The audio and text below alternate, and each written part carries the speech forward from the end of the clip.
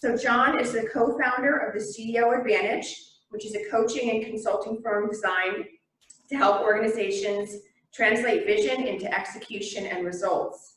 In 1996, he founded the Detroit chapter of the Entrepreneurs Organization, also known as EO. Soon after, Verne Harnish chose Anderson to be his first Gazelles coach. He's based here in Michigan and he speaks to groups nationwide, and you can visit him at replaceretirement.com. He also happens to be the author of this book, Replace Retirement, Living Your Legacy in the Exponential Age. And I had the pleasure of reading this book in my bed this morning. And it's very engaging, it's easy to read. One of my favorite things was the real life examples of people who have really made a difference in their 50s, 60s, 70s, and 80s later in life, and people who just lived their life to the fullest. So I wanted to share with you a blurb that I really like from Ari Weinswig of Zingerman's. And it says, writer Albert Flynn de Silva argues that time is not something that you have or don't. Time is something that you create. With this great new book, John Anderson shows us how to create more time. Time to live your dreams, time to make a difference, time to make our world a better and more interesting place.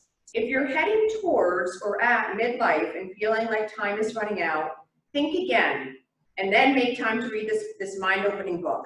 So thank you all so much. John, it is my pleasure to welcome you. Thank you. Thank you. All right, I'm excited for a few reasons. One, this is my first time presenting in front of FBA. Secondly, I guess it's my television debut because this is like a live event. And we're going to try something new here. So if it works well, great. And if there's some challenges or whatever, then we get to use that as a learning opportunity. All right, so slides. Diana, did your computer? Oh, it might have locked up.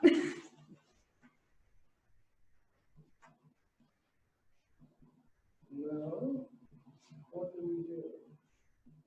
Just can you get through the Yeah, well, we're not seeing it. Oh, we're not seeing This it. is our first technical difficulty. Give us one moment, folks. That's not it.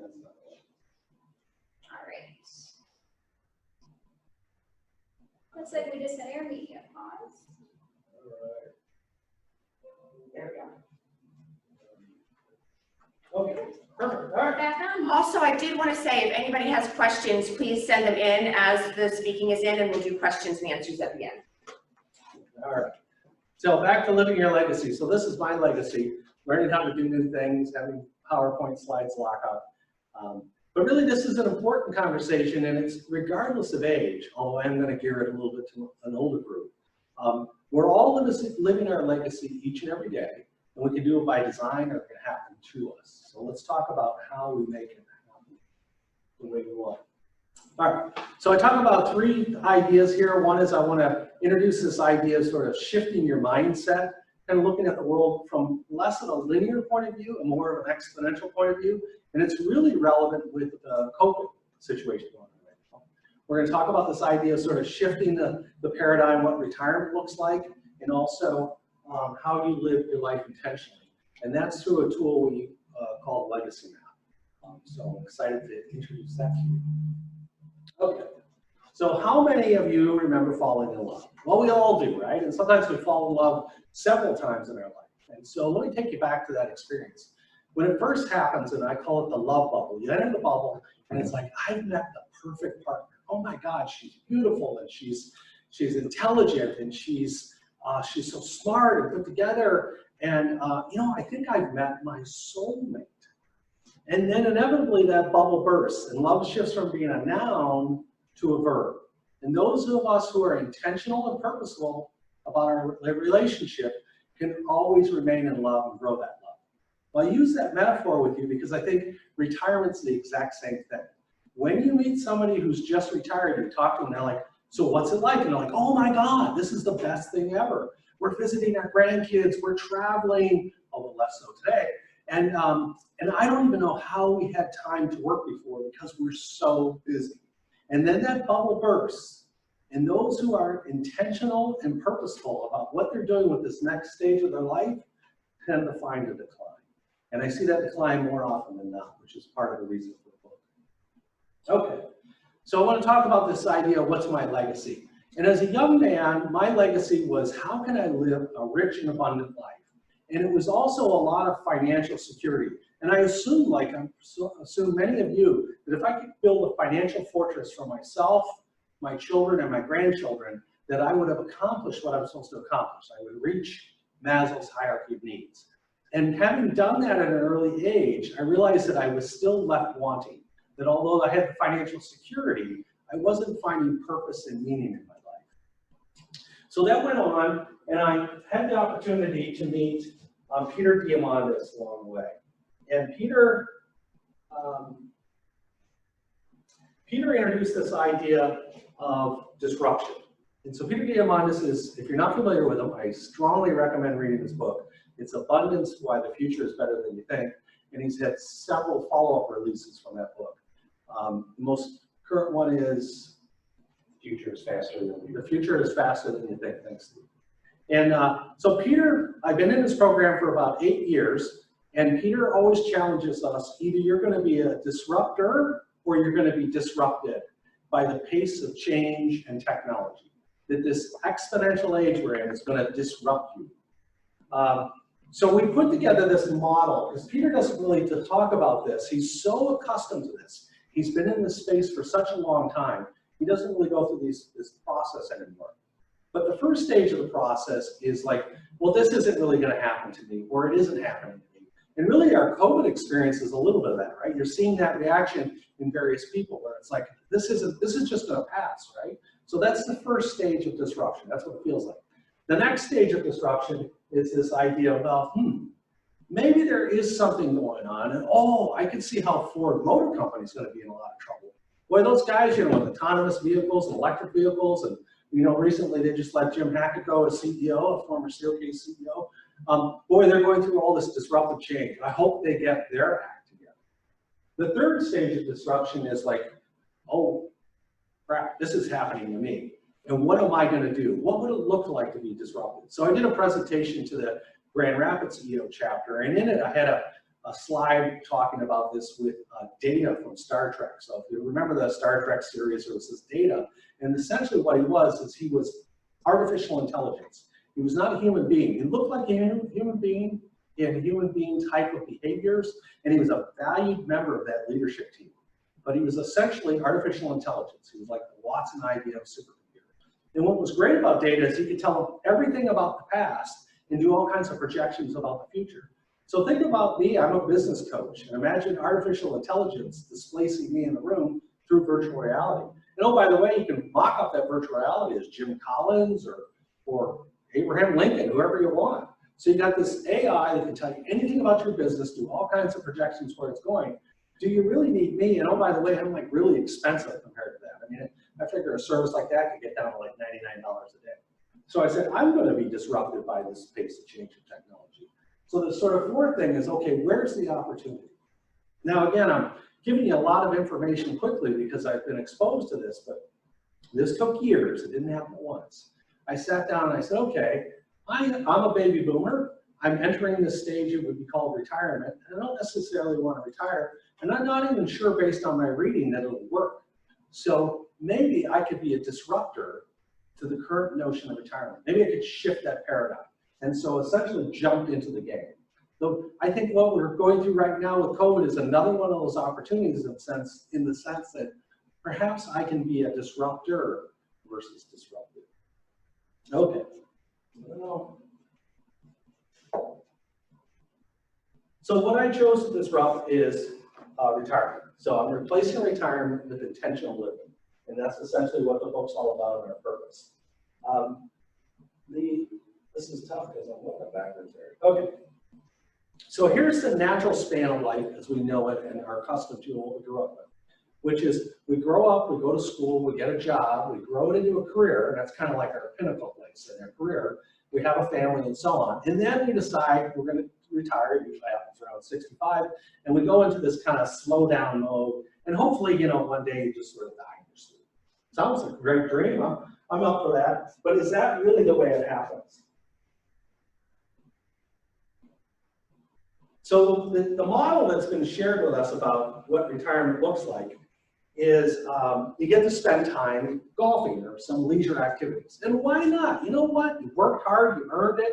It's kind of the American way. Why not do that? And that makes sense on the surface. And it certainly did when we created the retirement model, because when it was created at age 65, average person only lived about age 68. So the model kind of worked. It was just a little extension, a little time gap for no income producing. And then, of course, our ages increased and continue to increase. Well, now we're into the 80s, 85 for women. And it's, as Peter Diamandis would say, that now 100 is the new 60. So it's realistic that everybody who's watching this, or most of the folks that are watching this, could live to 100. So now think about that for a moment. That was my first thought, is that, okay, I just finished roughly 40 years of working. And although I didn't like every job I have, I certainly enjoy what I do today, and I get a lot of purpose and meaning and value from that. What's it look like to have now 40 years of leisure time? Like, I sort of gave up golf. I found it kind of frustrating playing tomorrow. But I like to snowmobile, and I'll share some of these things later. But I can't see myself doing that for 40 years. So it's like, nah, I don't think I want that one. So what's the other option? Well, this is the one where we're like, I don't want that. None of us want that. I don't want to be dependent on my children or family to take care of me because I've lost some of my mobility. And of course, nobody wants that. That's why the first option looks so much more pleasant. So what's the third one? Well, this one is actually the most disconcerting to me of all. And I've seen this happen, seen it happen very closely, which is you have your physical capability and you have your mental capability.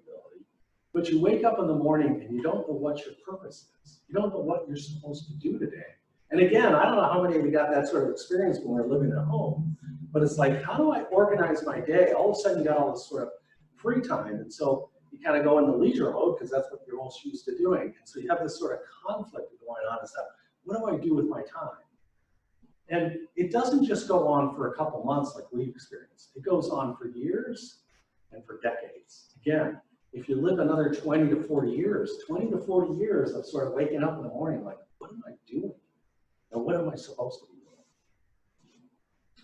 So I'll tell you a story about someone who did the retirement thing like perfect. So this gentleman here served in World War II. Okay, so he checked that box and served his country well. Certainly in retirement from that point of view. He raised 3 children and put them all through college and paid for their college educations. So they were all launched successfully in life. Got that box checked. He worked 37 years in the same company. So he went from a draftsman all the way to CEO of the company. So he retired CEO of the company, so a very successful run in his career. And he was the first in his family to have a college education. And on top of that, he was a good Scot and he saved all his money. He was a really frugal man. And so he retired with about $3.5 million from his own personal savings. Well, this man I'm talking about is my father. And so I called my father and I say, Dad, so how's retirement going? Tell me what's going on. He said, I'm surviving. I'm like, what do you mean you're surviving? You're supposed to be thriving. Well, I don't get it. This is supposed to be this great time of life. And that wasn't that he didn't visit his grandchildren. He did. And it's not that he didn't travel a little. He did. We did some cool trips together. But mostly my dad was market time.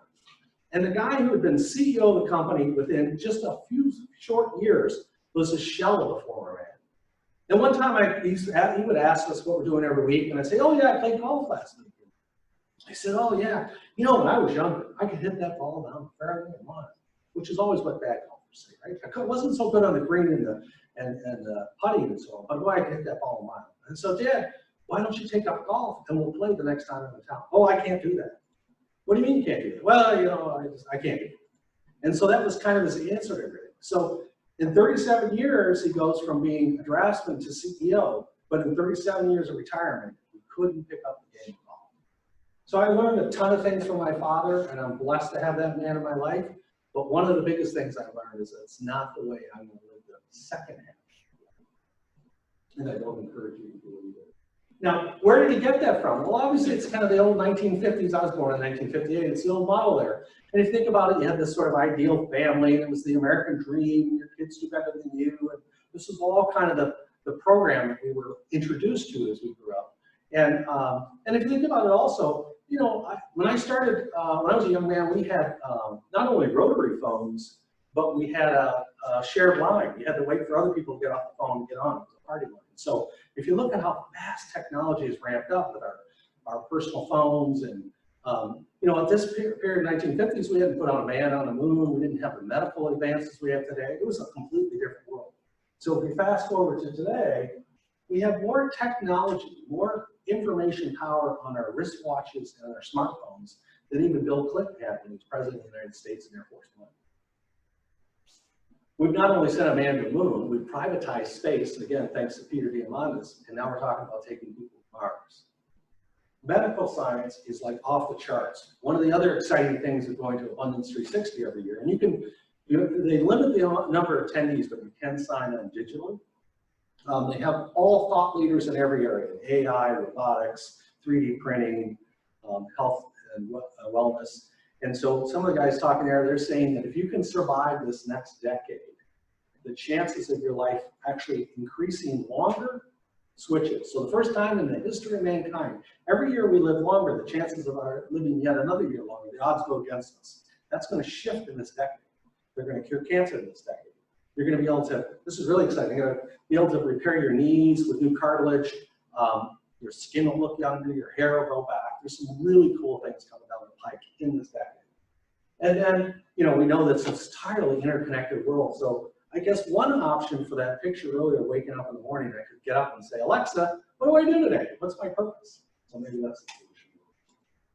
Okay, so why am I talking about this? What's the big deal, John? Well, every day, including today, another 10,000 people turn age 65. And this trend is going to continue into 2030. And by 2030s, we're going to have half our population over 50 and half our population under 50. It's a potential crisis, and in other countries it's even worse. We're not in the worst of situations, but it's a challenge. And I'm assuming that our younger children are not going to want to take care of half the population. So I'm suggesting instead of being part of the problem, we can be part of the solution. So what would that look like? Well, I suggest being part of the solution is that many of us, or my contemporaries, were raised with a strong work ethic. I get a lot of enjoyment in hard work. My partner Steve's the same way. We get a lot of joy from the work we do. So why not leverage that? There's a lot of confidence. This is just a natural thing that comes with age and connections and acquisition of wealth and so on. It's this confidence. So why put that on the sidelines? Why not leverage that? And finally, there's this competitive nature. It's kind of almost an American thing, right, to be competitive. Why not use this competitiveness for something positive to contribute to society? So some of the stuff that's in the book, Diana referred to it, there's lots of stories, but there was also some data. So one of the things that you may not know is that 35% of all businesses today are launched by people over the age of 50. And a more striking statistic is that for every business started by someone under the age of 50, 2 businesses are launched by someone over the age of 50. So it's a 2-to-1 ratio of new business enterprises. So you're never too old to start a new business. And then finally, I read this recently, is the statistics of a business by someone over 50 being successful is also higher than a younger person. So statistically speaking, we're launching more businesses and we've got a better chance of success. And again, it's not a surprise because of the experience of business. We're a little less likely to make quick, drastic moves. So let me change this paradigm we were talking about earlier. What if we grow up, we go to school, we get a job, we grow it into a career, and then we go up another 10 times? We take it up to a whole new level of game. What would that look like? So I have a couple ideas on it. In the book, I have a chapter that talks about sort of 3 possible scenarios, but it's not limited to 3. You can do all 3 together, and it's, again, I'm just giving you a couple ideas. So the first one is, what would it be like to take your career from this today down to a single area that you get a lot of energy from, and then go for mastery in that area? So I'm an example of that in the sense that I've done business coaching for 20 years. So now we're starting a new business, and I wrote a book, which is the first time ever. I'm standing on stages. I was in front of like 1,200 people in Atlanta last year. Very scary. But I'm honing down into areas that I get energy from and trying new things to build a career like that. And the second part is there's still lots of time for leisure. It's not that I'm not a workaholic, and I'm not suggesting replacing life with work. I'm just suggesting you can find a niche that you do really well. If you don't like that idea, the next one would be kind of a lifestyle of creativity. And I'll use the example of maybe somebody who played bass guitar with me. And they had the bass guitar, and they were in a band, and the band's doing reasonably well, playing lots of bars at night. And I'll use the male-female example. And so the wife says, honey, you need to give up this thing because you can't make enough money at it. You're gone every evening. You want to raise a family. Go out and get a real job. And so dutifully, the husband goes off and gives up his guitar and sits in the corner collecting dust and often does a great career. Now's the time to dust off that guitar and start playing again, or whatever that creative method is. When I lived on the east side of Detroit, I attended the church with a mega church, 10,000 people on the weekend. And they'd have all these musicians playing, the younger musicians and older musicians, and some of these guys actually played on weeknights at clubs and so on. And they're doing great together, so this idea of sort of blending talent. And then the third scenario is the one that we're more sort of typical or traditional, which is, you know what we plan to do when we retire is we're going to visit grandkids and we're going to travel and so on. And we're going to do something in the community. We have an intention to do community service. So what's the community service you're going to do? Well, I'm not really sure, but we intend to do it. I think that, again, is a recipe for trouble. Now, you have to be intentional. You have to think about it. I met a guy in the Grand Rapids area, Paul Jones, and Paul is 75, and he created a plan before he retired from Steelcase, and I've never seen a guy busier and happier and healthier and so on. But he did retire with intention to be of service. So why do this route that I'm talking about, any one of these ideas? Well, one is there's a potential to earn income. So instead of living off your retirement savings and seeing that decline, you can continue to sort of keep that well funded. Less important than the funding, though, is creating value. I think it's so important that we always feel that we're creating value through whatever stage of life. I think that was one of the challenges my father fell into. He created value when he was running a business. He was struggling to find out what was his value in life post that business, whereas as Paul does a great job. You tend to be more active when you're working, and you have a focus and intention. You wake up a little earlier in the morning, so it's almost like a natural byproduct, which is extremely healthy. And you feel connected and fulfilled. And this connection is a big thing. I read thousands of books, and I've attended a number of seminars. And one of the gentlemen I got trained by was Dan Sullivan. And Dan said, people die early in life for 3 reasons. One is they have a financial issue. They have financial fears, and that kind of drives them to early grave. Or 2, they have no purpose in life. They don't know why to get up in the morning. Or 3, they don't have relationships and connections. And that can happen. And again, I think my father fell in a little bit in that trap. My mother was the extrovert family. My father was the introvert. So when she passed away in her mid-60s, he really had trouble sort of engaging on his own. So he would have, again, had to push himself out of his comfort. So that relationship thing is huge. And again, there's more and more evidence of this as we age. I'm not talking about something new. Okay, so I referenced I have a couple of my things. So that's me. These are not stock photos. That's me outside of Charlevoix. I've left Round Lake and headed out to Lake Michigan. A really rough day. It was actually October. It was cold. But the waves were huge. And so I'm launching out of the air there. And then I snowmobiled 9,000 miles this last winter. It's a real passion of mine. So why do I do things like this? Because if I don't continue to take risk and push myself out of my comfort zone in things that I get energy around, then I'm going to start shrinking my life. Well, I can't do that anymore. And I don't want to say I can't do that anymore. It all starts in your head. So you got to do physical things that demand and challenge you, as well as mental and spiritual.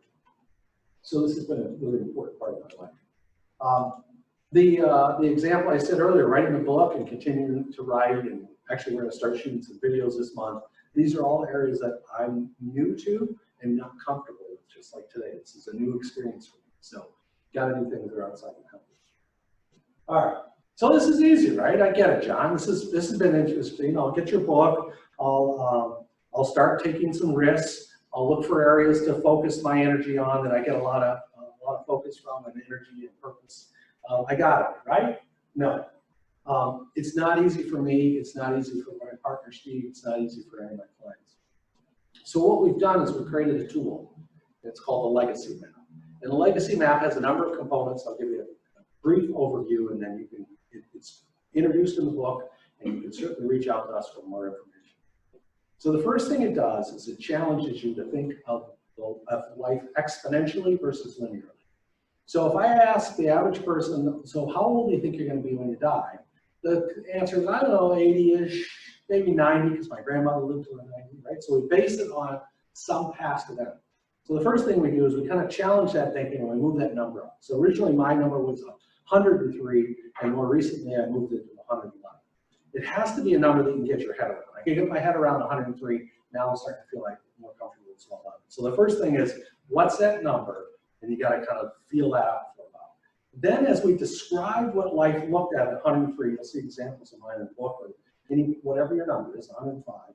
We're going to describe all these sort of exponential events in your life, the relationships you have, the kind of health you're in, your financial situation, what you're doing with your rejuvenation time.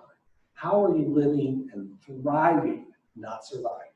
And every time somebody says, well, I don't want to be broken down. No. There's no broken down in this. We're talking about thriving. So that's the first thing, is planting into your head, into your subconscious, that I'm going to live past 100 and I'm going to thrive past 100, and this is what it looks like. That's kind of step one. The next thing we do is we kind of follow business practices, because I'm a business consultant, is we say, okay, what are you going to do in the next 12 months to move you in the direction of your lifetime goals? Then what are you going to do in the next 90 days to move you in the direction of your 1-year goals? Then what are you going to do in the next 30 days to move you in the direction of your 90-day goals? And then finally, we have something we call the weekly triangle, which is a check-in to make sure you're moving against that plan. And the other piece that we've added, there's two other things that are a little more challenging, and this doesn't happen right away, is we recommend creating a vision board. And I don't know if you've ever played with vision boards. It can be cutouts of magazines, or I actually have graphic artists in Holland do this for me. So he drew out kind of a picture of this future life of mine, because it's hard to remember specific goals, but you can remember pictures. So if you ask me to draw the graphic that this guy created, I could show you my whole life on this sort of graphic. So I look at that in my home office every day, so I'm constantly looking at where my future is. So that's a powerful tool. And the other one, which I really learned from Ari Weiswig at Zingerman's, is the power of creating a narrative, a written version of where you're going. So my book, in a way, is an extended version of that, but I have a couple thousand-word narrative of where I'm going to be 10 years from now. And so that's what we recommend. Is if you go 5 years out, it's not far enough. You'll still think linear, but if you start to go 10 years, you can be a little bit more aggressive in terms of what you want to accomplish. So a 10-year narrative, and it's written that way. So mine was written a few years back, so it's July 1st, 2026, what's happening.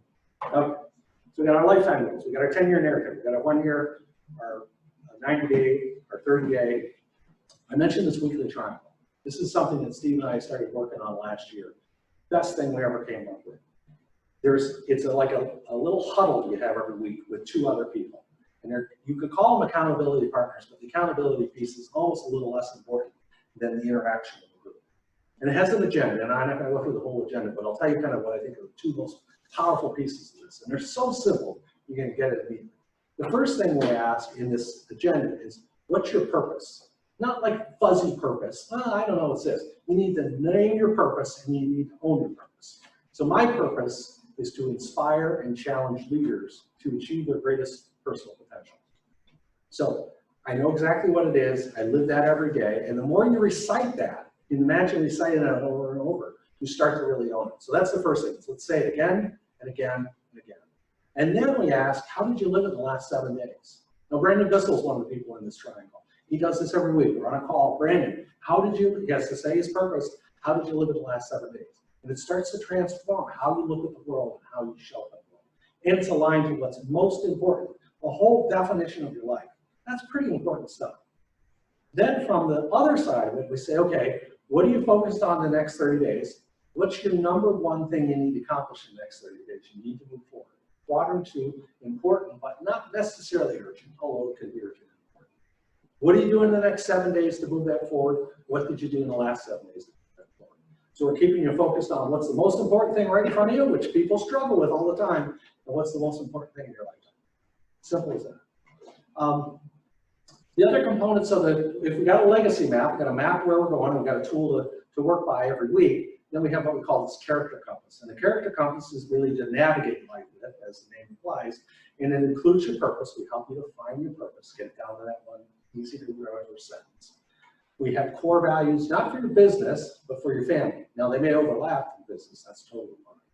Your principles, what are the principles you live your life by? And unlike core values, which you should have, principles can include aspirational things. So an example of that for me would be patience.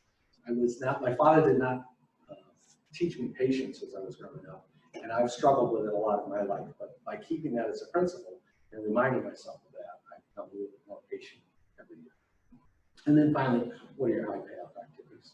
So that's our legacy map tool. All right, so as we get close to closure here, we can do some questions. There's really two things I want you to remember out of everything I've discussed. One is being, one is being inspired, and the other is manage your energy. So I want you to be inspired each and every morning when you wake up as to what you're doing and why you're doing it. Why is what you're doing making a difference in your lives and the important people in your life? And then secondly, manage your energy. One of the things that I found is when I was in my 20s, I had an abundance of energy. I was actually foolish with my energy. I would spew it out in silly ways.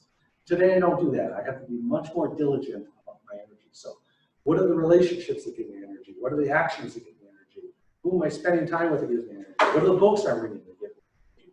What's the news I'm watching that gives me energy or takes energy away?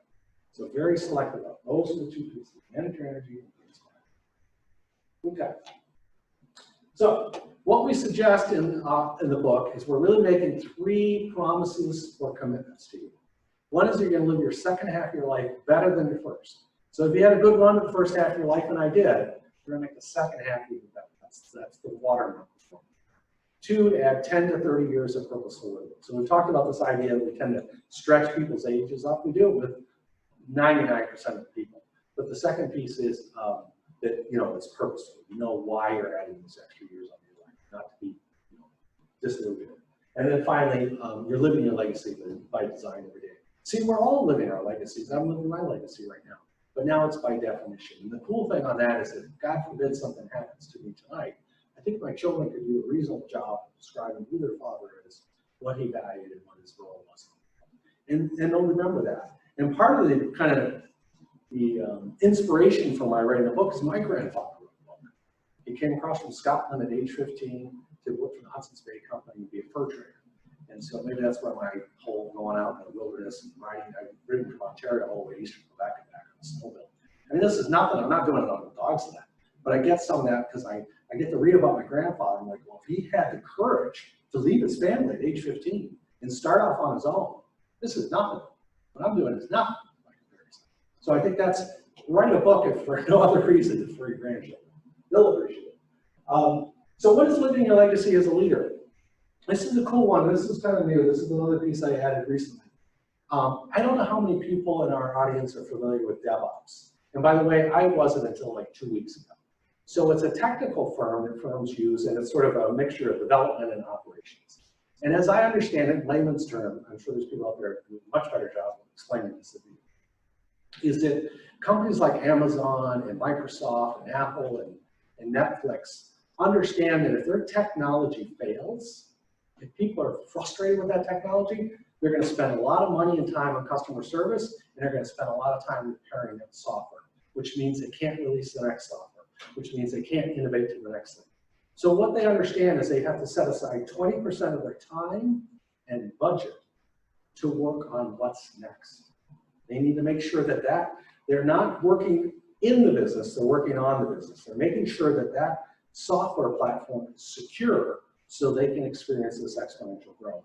I understand at Netflix, they literally shut the system down on the team without warning to see if they can keep us up watching the programs and see nothing happening on the front stage. In the backstage, they're scrambling to bring servers back online or whatever they have to do. And that's what these companies understand. If you want to have Amazon-type growth, I mean, think about it. How often do you go to Amazon and their site crashes? Never. Do they get their packages there overnight? Yes. How do they do that? Because they invest in themselves rather than just make the next release. I think that's essential for us as leaders. If you're a leader, and by the way, I don't use leader as a title, I use leader as a description of the person who wants to go here to here. You could also substitute growth mindset from Carol the Great. It's the same idea. I'm willing to invest the time and energy in myself. So if you're going to be a leader in this next decade, you got to build this 20% time. The second idea is personal harmony. So what I do in the morning, I don't do it 7 days a week, I do it 5 days a week. And Steve has his routine. It's different, but similar to mine. And I spend 2 hours and I work on myself mentally, physically, and spiritually. So I have this 20% time I'm talking about. And by the way, this didn't start overnight. Again, you're talking to someone who's been on this path for 15 years. So I don't expect you to do all this stuff at once. But by carving out this time in the morning, And I really experienced this during COVID, is that I have a sense of harmony. I feel like I have a greater control over my day. I know what I'm doing, why I'm doing it, and I'm making sure it's aligned to what matters most to the body. So you get this sense of harmony. And then finally, you get the walk the talk. So again, as leaders, I see this. I've been working with privately held business owners for 20 years. I didn't design my business that way. I seem to just attract them. Business owners and family-owned businesses, there's a continuum that we're all on the spectrum. On the one end is somebody who's completely comfortable in their role within the business and know regardless of their name or their family position, they would be the right person for the job. And then all the way across the continuum is somebody who understands that if I didn't have this opportunity, I'm not sure I would have this job. And that fear and question is somewhere in there. We're all somewhere in that spectrum. I've been there too. So this idea that I need to walk the talk, I need to be comfortable in my own skin, or as Abraham Maslow talked about, self-actualize, that I can do what I say I'm suggesting that others do, that I'm walking the talk. Leading from the book. Okay. So next steps. For those who are interested, obviously we're giving out the books, so you don't need to buy the books, so that's taken care of, so we can get those copies. And then we have various coaching opportunities. There's one-on-one. Again, Diamandis was a great referral source. I've done that with Brandon. We also can do we talked about the triangle, so we can do 2 at once that are in the triangle with the coach. And then finally, we can do some group work. I've done that with YPO forums and Yield forums. So I think that wraps it up. So now we're ready for questions. And do we want to segue?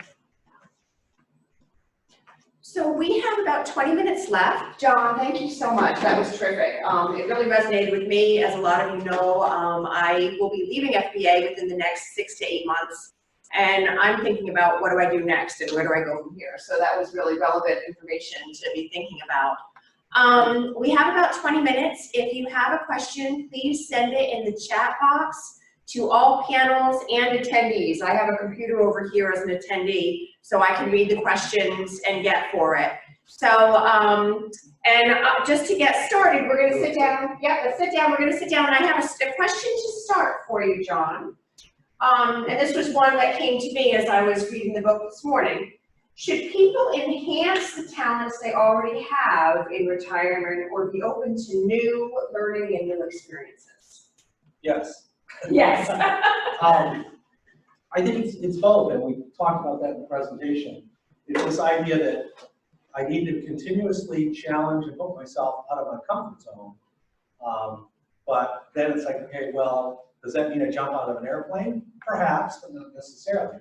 The other one is there that area that I either have interest and energy in, or that I've spent time, often, I think when I was, actually I had a Hayworth office furniture dealership. So I was CEO of a Hayworth office dealership.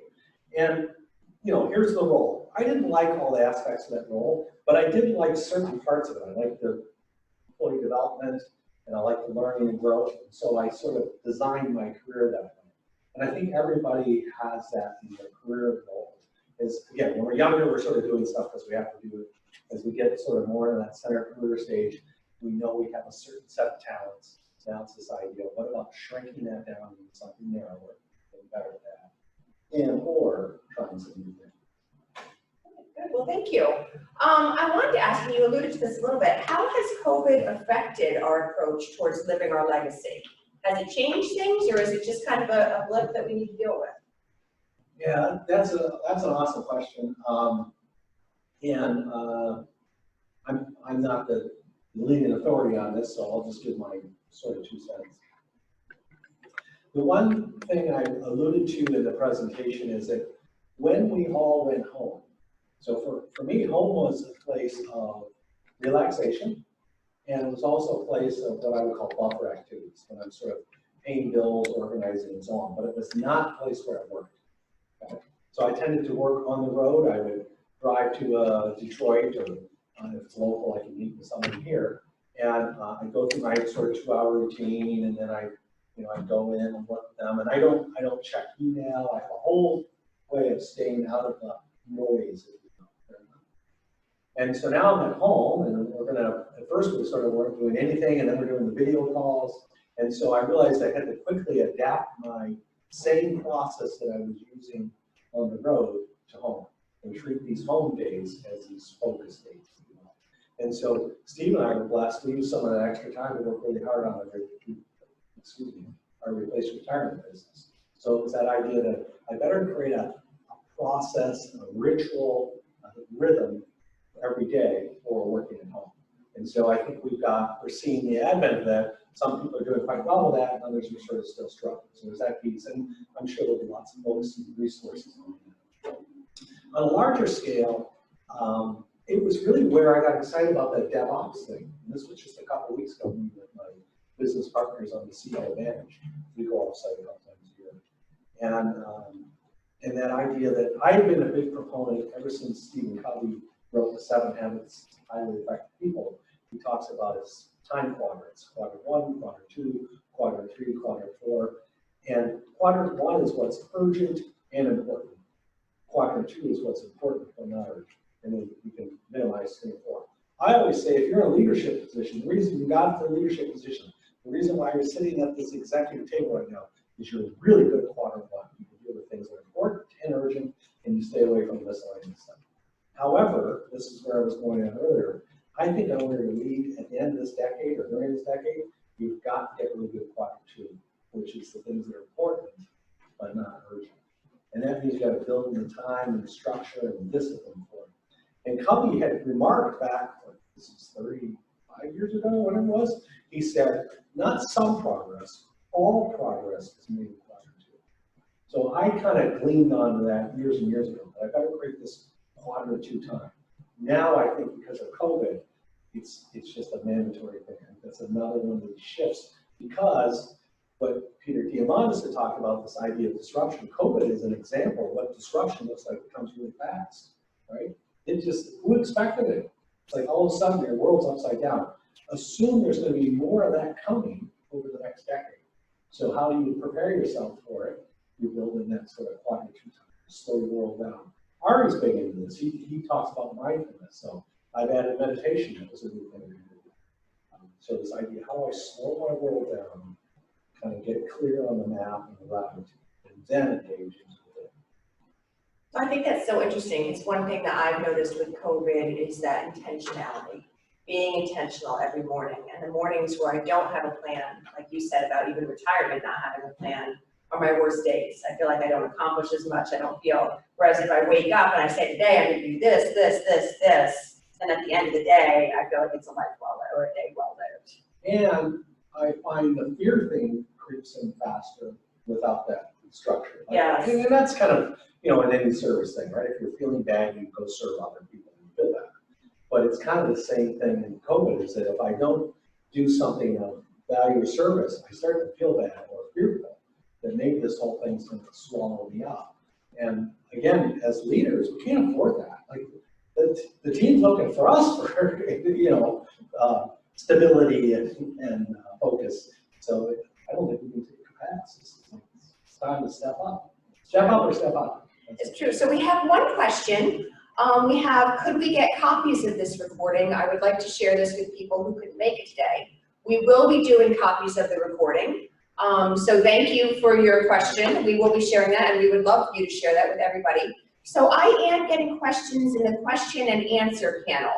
I see a few in the chat section as well. So here's one from John Mulder, who's on our board, and it says, what are things that people in their 30s or 40s should be focusing on to prepare for their legacy that you think is being missed by most people? It's a great question, and this process actually started at that age frame. So I think when I really began, they talk about the 40 midlife crisis type of thing. That's sort of where this idea started to populate. Is I was working with, so I'm in my 40s, I'm having fun, and life's great and all this stuff, and I'm going on these crazy trips. But it still wasn't, I felt like there was something sort of missing. I needed to get more focus or intentionality. And so I created, and the other thing is I was coaching, again, this is leisure. I'm telling all these companies, you need to do this, you need to measure this, you need to have meetings that start on time and end on time. You guys need to get your act together. but I didn't necessarily have my act together. And so I created something called the success map. And so the legacy map simply grew out of the success map. And it was a success map because I was in the 40s and I wanted to be successful. All I did is one day when I was working with a client in my 50s, he's like, well, I'm not interested in my legacy or success anymore. I got success, right? Financially, I got that. Now I want to focus on legacy. So the tools are equally applicable to someone in their 30s and 40s as they are in their 50s and 60s. So that's the first thing, and you can call it a success map. Steve and I have talked about this. One of the things that might be more appropriate or comfortable is skip the idea of the lifetime age thing. If that doesn't appeal to you, because again, when you're sort of, let's just say 45 is a demarcation line, that, you know, it's more maturity. It's like, you know, I'm gonna live forever, you know, I don't need to worry about that stuff. So don't worry about it. Just take that 10-year horizon. Where do I want to be in 10 years? What would that look like? And what are all the details there? And then what's the goals that I need to set to get to that 10 years? So that's kind of a launching point in terms of how to use the tool. And actually Brandon and some other members, we even talked about it. We create a hybrid of success map for the Family Business Alliance for younger members. So that's a real discussion. The other thing I would share is this idea of doing something every day. One of my mentors, and he's in the book, I talk about Earl Nightingale. Earl Nightingale was one of 7 surviving Marines on the USS Arizona when it sunk. And so that's probably a pretty big life-changing event. And so he had to like grow up really fast. But it was that kind of moment where he had to sort of look at it and evaluate the rest of his life. And what he would say, and he shared all kinds of lessons that I applied, but he said, start out every morning with a blank piece of paper and write down your problem at the top of the page, and then spend 30 minutes kind of thinking through it. I'm like, oh my God, it sounds like a great idea. I don't think I can do that. And so my way of starting is I got the journal and I just spent 15 minutes and I just like filled in half a page. And I didn't focus on my problem. That seemed too difficult at the time. I just needed to write something. And what I did, my default mechanism is write something I'm grateful for. See, gratitude is like if there's silver bullets in the gun, gratitude is a silver bullet. You're going to be happier, healthier, financially more successful, everything. You just be grateful. So that's where I started. I just started writing what I'm grateful for. I think that is appropriate to anyone at any age. And the sooner you do it, the faster you can accelerate this thing. It's gratitude and journaling is huge. Again, it's nothing new. I had seen other people do it. I read other people do it. So it doesn't have to be. It could be meditating. So start something tomorrow morning, kind of thing that you do every day, and then try the success map. And I did want to say that when I read your book, I felt that there was a lot of that I'm 51, so I'm right at the threshold of things, but I felt that there were so many things in your legacy map that you could start doing sooner. Things about where you want your life to go and where you want it to be. And I did want to reiterate for our members on that I know you are currently working with some of our members, some who are in their 30s and 40s, in sort of planning out where they want to go. And you also are working with some of our peer groups, working as a group. So if any of our members are interested in learning more about that, they can reach out to you or they can reach out to me as well, and I'm happy to connect you. But I think, John, I really like your question because I think that we all are thinking about where do we want our life to be, where do we want, and I've been thinking about that even more with COVID is, you know, it's such a big life-changing event, is where do you see yourself going? Where do you see the impact of your life being down the road? So, so another question, we have about 10 minutes left. Is how, and I really like you talk about this in your book, and I actually wrote the question before I got to that portion, but I like how would you describe the balance between physical, emotional, spiritual, mental, and I would add financial fitness to that? How do you balance all of those factors in your life? So the legacy map has 6 categories that we suggest. It doesn't even make your own, but it does include spiritual, health, relationships, career or calling or vocation, what I want to call that category. Financial freedom, I call it actually financial freedom, and then rejuvenation. So the health is obvious, spiritual is obvious, relationships is pretty obvious. Again, this category I call sort of career or calling or vocation. I'm just suggesting that regardless of your age, if you really want to get into something you're enamored with, you know, you move it from just being a career idea that this is my calling, what I'm here to do. This financial freedom piece, because as a young person, again, I went to the same school that everybody else did. It's like, you need to get rich and you gotta figure out how to do it quick kind of thing. And so I was all about net worth and so on, assuming that a big net worth prize would sort of secure everything that I wanted security-wise. What I realized in that experience was that, no, it's really about financial freedom. I want enough money to do the things I want to do and not have to worry. But I don't want so much money that I can own a bunch of stuff, take care of a bunch of stuff, and now it's almost like the tail wagging the dog. And somebody, I can't remember whose book it was, but we read about this recently where he suggests, was it the 100-Year Life maybe? Where he suggested that people are so enamored with that they're literally, working harder than they used to because they got to kind of get that proper vacation home and all this sort of stuff. So it's almost like the wrong piece of driving. So that's why I like that term. What does financial freedom mean for you? What is financial freedom? And then rejuvenation. This is maybe another, growth of COVID or whatever. I find that there's Bill Muir, who's a member. Bill, one of the things he shares is he loves cutting the lawn because, and I get why he likes that, because you see instant results, whereas you don't always in business. And it doesn't take any thinking, and when you kind of go back and forth, and the job's done. You're like, oh, the lawn looks great, and so on.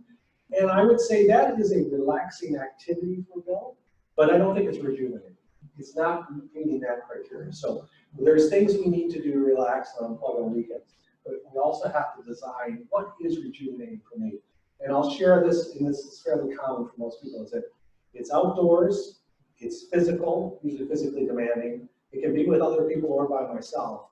But I feel like I'm sort of away from all that technology and noise, and I can be fully invested in this thing. So snowmobiling is rejuvenating. I'm physically tired at the end of the day, but mentally it's kind of a release because I don't think about work, I don't think about the world's problems, I don't think about COVID, right? I'm all into this thing. And Bob Hendrickson from Steelcase was a friend of mine, he skydives. And so everybody has their own version of rejuvenation, but sort of determining what is that rejuvenating activities. So I'm curious, because as you were saying that, I was thinking about your snowmobiling. Does there have to be an adrenaline component to it? Is that important, or is it what are qualities you have to look for that rejuvenation? No, I think for my wife, it's kayaking, so it doesn't have to be adrenaline. I'm a kind of an adrenaline junkie, so I need a lot of dopamine sometimes. Yeah. So that's more unique to me. No, that's perfect. On here, her vision board is really cool. Mine is, again, this artist kind of did this crazy windy path that probably represents a snowmobile or a dirt bike ride. Molly's is a bunch of islands that represent the points she wants to reach in her life. So she's on her little kayak paddling around the lake, and these are destinations that in her lifetime she wants to pick, but hers are not numbered. So she may choose to go to this destination and then down to this one, and then up to this one, and so on. Whereas I'm taking more of this methodical. This is 1, this is 2, this is 3. So rejuvenation can be whatever it is for you. And again, your vision fits who you are, and that's her personality. She doesn't need to be all going. She doesn't need the jet ski. I'll be jet skiing around the lake. Because I'm not an adrenaline person, so I want to know, mine would probably be yoga or something like that would be something that's rejuvenating. So all of a sudden we have a bunch of questions. I have one here. Oh, we've got 5 minutes left, so we'll try to finish these up, but they're great questions. Do you have examples of those you have worked with who have inspired you? What is the most, so that's the first question. Examples of those who have inspired you. Yes. I'll sort of set that up with a precursor. Here's an interesting thing. In lifetime goals, 100%, nobody's ever broken this model. People either pick relationships as the most important thing at the end of their life, their spiritual life, or their health. Those are always the top 3. So that's just a little insight. When it comes down to what's most important in life, it's usually those 3, which is not surprising. The most inspiring thing I think of late is I had 2 brothers. I got the older brother and the younger brother. And of course, older brothers think their younger brothers are screw-ups, and they're no different. The older brother probably really runs more of the business than the younger brother. And he, they have it's just sibling stuff. And so he's always like kind of diminishing his brother and da. So we had this idea, we wanted to create a vision for the company. So the deal was that each of them had to do their vision separately. So the one brother did his, did it months ago, and the other one had to get his done. And so the date that's coming to share the vision is like, did you talk to my brother? Did you remind him? And so on. I'm like, I'm not going to do that. That's what you all do. I'm not his babysitter. So we got the date. We'll show up, and if he doesn't have it done, we'll go to plan B. How are you going to have it done? Okay. So he shows up. It's awesome. He wrote this amazing, emotionally engaging. It's the best vision I've ever seen. And he talks about how much he values his brother, and then his father shared with him that his brother died too early in his life. He misses him so much. He was his business partner, and he wants that same relationship with his brother. So he wanted to have what his father was describing. I mean, we're practically in tears. Like, talk about changing the whole relationship. It just went like that. And he's like, oh my God, you did that so much better than me. Maybe you need to write the company's vision and stuff. So it immediately shifted the dynamics. And to the credit of the younger brother, he meets with me every month, and he's been working this hard. He's on the triangles and so on, but the other brother doesn't. And so I'm seeing him mature really fast. And he's maturing into the future that he designed, not what his brother told him, not what his father told him, right? Because they're all holding him in the past. They see him as this young screw-up or whatever. But he's not the young screw-up anymore. He doesn't want to be the young screw-up, but we're all holding him into that place. And it's like, no, you can be this, but he had to write that story, not me, not his brother, not his father. He needed to write his own story. So that's one of the most powerful experiences I've had. Really cool.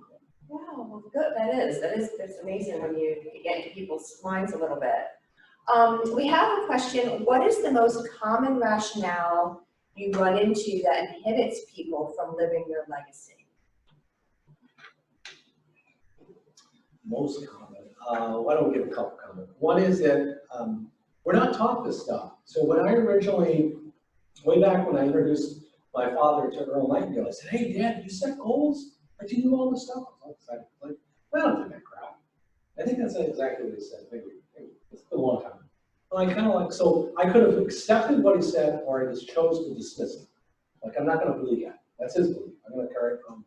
So there is that idea that we've got to sort of own our own thought.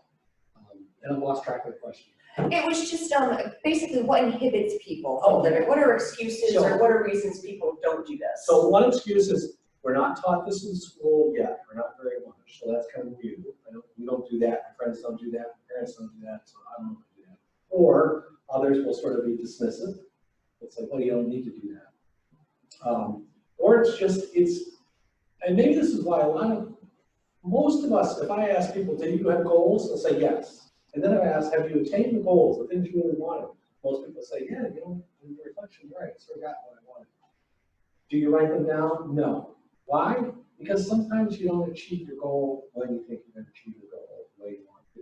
And then you kind of picture it. It's sort of like, how many times have you started a new diet or going to exercise or all that kind of stuff? That takes a lot out of our psyche. And so it's like, well, I don't want to do that again.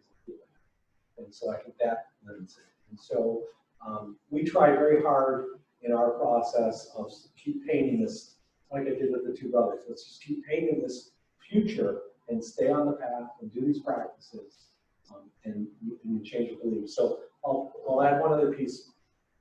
When I was a young man in my 20s, I love the Pareto principle, 80-20. When I was a young man in my 20s, I came to the realization through this Earl Nightingale experience that 80% of my goals come true by merely writing them down. We're going to practice this enough, it happens. And all my clients, they buy it real quickly. We start setting goals for the company, and they start happening. I'm saying, see, 80% of them come true by merely writing them down. So that was the first belief that I accepted. It's the way the world worked for me. The next one in around 40 was 80% of what I know today will not have value in the future. So that's why this Peter Diamandis was so interested in. It's like, gee, learning how to program a fax machine, that may not have any value in the future. And so we're in this rapidly moving stage, so I got to constantly learning new things, constantly trying new things. So the world's moving really rapidly. My latest one, which ties to this last question, which is 80% of my beliefs are not my beliefs. They come from my family of origin, from my parents, from my peer group, or my upbringing. They may not serve the person I am today or the person I want to be in the future. I now have to question, where does that belief come from? Which is another pause moment, which is part of my journal in the morning. It's like, why do I think this way? Is this, and we are all past-based beings, so I'm using my past to dictate my future. So If I don't write my future, if I don't rewrite the future, it's probably going to look a lot like the past. And I'm not sure my past will serve me. Another great example of this is Captain Abershon. Michael Abershon wrote a book, It's Your Ship. And he starts off and says, my grandfather served in X and my father served in World War II. And before we go any further, I want to acknowledge them that if they hadn't done what they did in World War II, we wouldn't have democracy today. So everybody listen now, very fast. Now, with that said, if we try to use those battle tactics in this day's war, we'll lose. It's a different game. It's a different battle. General Stanley McChrystal talked about this a lot in Team of Teams. The game's changed. Those old beliefs are not going to get the new job done. And so, again, as leaders, if we can't figure this out for ourselves, how are we going to help our teams and our companies? It's like a rewiring, like a software upgrade. Right, right. Well, we are out of time. We're at 4:32, but I really like this closing comment by Brandon Bissell, and it's, you describe living an intentional life. What does intentional mean to you? What does that look like for folks? So I would encourage our participants to maybe think about that. Maybe talk at your dinner table tonight with your kids. What does intentional mean? What are you going to do in your life that's something that you've wanted to accomplish? I think you give the example in your book about the gentleman who wants to lead the parade at the age of 100. Yeah. And what's something that's just a dream of yours that you want to do? So thank you so much. I wish we had more time. I have tons more questions to ask you. Normally, we would allow people to come up and speak to you after, but we don't have that luxury. But I'm wondering if it'd be okay if people want to talk with you further, if I can connect them to you. And if people have ideas, like I said, John does work with a lot of individuals, and if you have ideas, send them our way. Thank you very much for being here. I hope this was a success. Would love feedback from our viewers. From my end, it looked like it was working pretty well on the computer, but I would love to hear things we can do better. And I do need to thank Haley Braun, who is our tech wizard and got this up and running. And without her, I would be a disaster. So thank you so much, Haley, and thank you so much for joining us. Thank you, and thank you for this opportunity. And yeah, please reach out. My partner and I have a passion for doing this work, and we're making lives better, and we enjoy the process. Thank you very much.